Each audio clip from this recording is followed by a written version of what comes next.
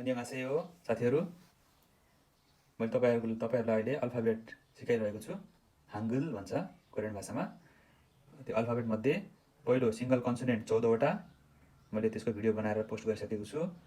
त्यसपछि दोस्रोमा छ डबल कन्सोनेन्ट मिश्रित व्यञ्जन 5 वटा तेस्रोमा सिंगल भवेल एकल स्वर 10 वटा र आज मैले चौथो भिडियो डबल भवेल मिश्रित स्वर जम्मा कतिवटा छन् 11 वटा छन् ती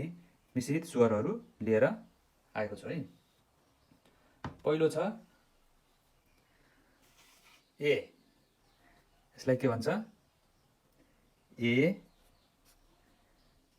अनि दोस्रोलाई भन्छ अ मा इ ए य मा इ जोडेर ये या मा इ जोडेर भन्छ ये हैन उ मा अ जोडेर भन्छ व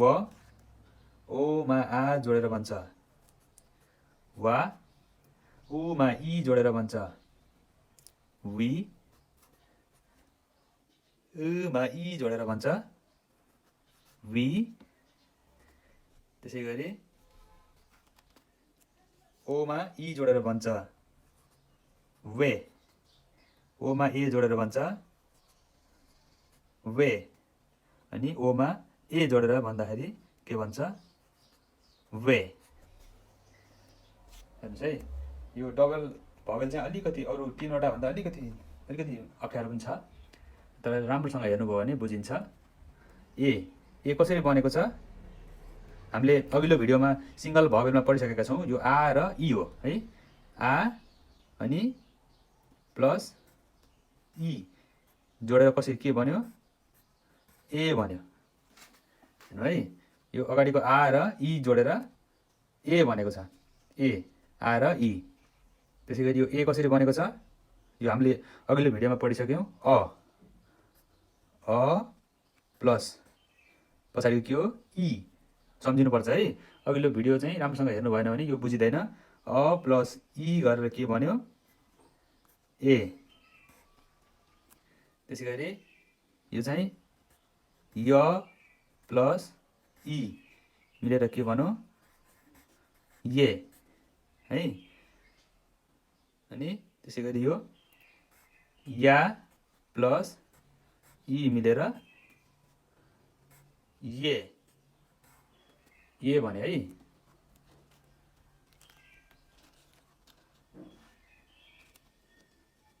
अनि यो उ प्लस अ हेर्नु त उ र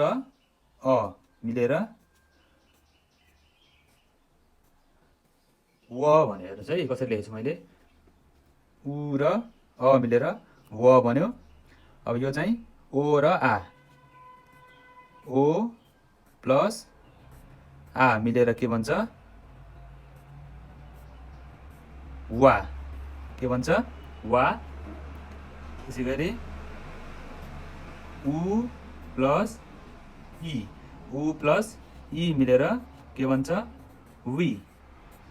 अनि यहाँ के छ उ र इ उ प्लस इ मिलेर के भन्छ वी है अनि यो छ ओ र इ ओ प्लस इ मिलेर के भन्छ वे ओ इ वे हैन त्यसैगरी यो कसरी बनेको छ ओ प्लस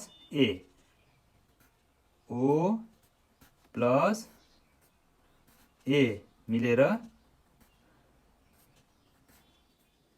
वे हैन त्यसैगरी लास्टको हेर्नुस् त कसरी बनेको छ ओ र ए ओ प्लस ए मिलेर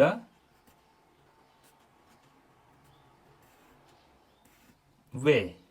हेर्नुस् यो कसरी बन्यो भन्ने पनि मैले तपाईहरुलाई यहाँ पुरै डिटेलली लेखेर देखाइसकेँ ए ये व वा वी वे वे वे। ल यसलाई चाहिँ राम्रोसँग प्र्याक्टिस गर्नु होला है। 감사합니다।